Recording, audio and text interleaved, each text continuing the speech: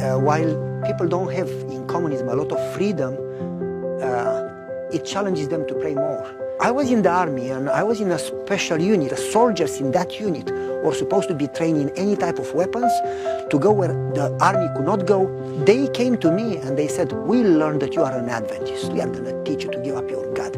We are going to put you in, we are going to make your life miserable. And the guy said, I'm going to give you so much work. Well, he gave me more work, and I did it all.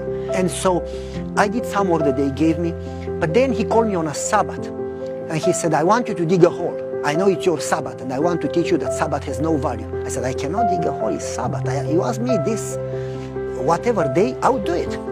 And I said, if it's an emergency, if your life is in danger, I would do it on Sabbath, but there is no emergency. I'm not going to dig a hole.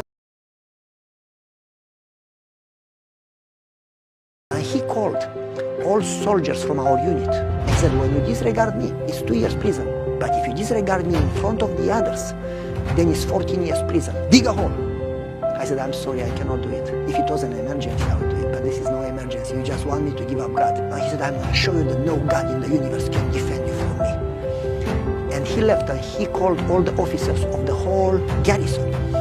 And they had an emergency meeting and he proposed 14 years prison in the toughest prison of the country. In that time, I went to the warehouse. I was responsible for the warehouse. I locked myself inside. And I was tempted to pray, Lord, please save my freedom and my life. And what my father said came in my mind, and I said, Lord, I would love to pray for my freedom, but you are more important than me. If Joseph would have prayed for his freedom, you could have never fulfilled your plan for Joseph. If Daniel would have prayed that he doesn't go a slave in Babylon, you could have never worked. So you know better than me. Do whatever would honor you and show them that there is a God in heaven. Somebody knocked in the door. It was a sergeant, short guy, Marian was his name. He said, Pavel, I want you to be honest. I said, okay. Do you know General so-and-so? And he said the name. He was the general of the 4th Army of Romania. Romania had 4 armies, and each army had a general. Once in a while, once a year, he doesn't announce. It would be a remote visit. Nobody knows. To surprise us, see if we are ready for war, if everything is ready. He showed up during the meeting.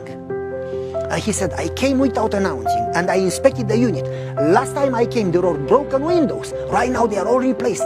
You told me you don't have a budget, you don't have the money. Who replaced the window? And they said, well, Pavel did. He knows how to cut glass. And he replaced all the windows labor-free. Amen. And he said, wonderful. And the driveway was broken. Who fixed the driveway? You have no money. Well, Pavel knew how to fix the driveway. He did it. His father taught him how to work since he was a kid. And how much was it? It's free.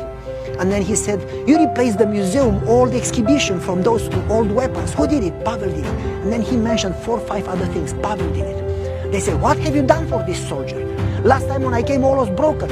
Did you give him something, a picture with the flag, a trip at home, some reward, something? No. Okay, why do you have a meeting, an emergency meeting? You want to put somebody in prison. Who? Pavel. Why would you do that? He doesn't work on Saturday. What did you ask him to do? To dig a hole. Does he work if it's an emergency? Yes. Does he go against the country? No. Then why do you go against him? Well, he doesn't work on Saturday. He's an Adventist. This guy, if he's ready to die for his God, he'll be ready to die for the country. Leave him alone. You touch him again, you lose your job, you lose your freedom. You touch him, you touch me. Leave him alone. And then the sergeant said to me, I'm going to do whatever you want for you. You can go to church every Saturday. Just call him and tell him that I am taking care of you. After the sergeant left, the lieutenant came and said, we apologize for giving you a hard time. We are going to take good care of you. Just call the general. I said, I don't know him. Who do you know? I said, somebody bigger. You're not the president. I said, no, somebody bigger. Who do you know? I said, I know God. They said, are you kidding us? I said, no.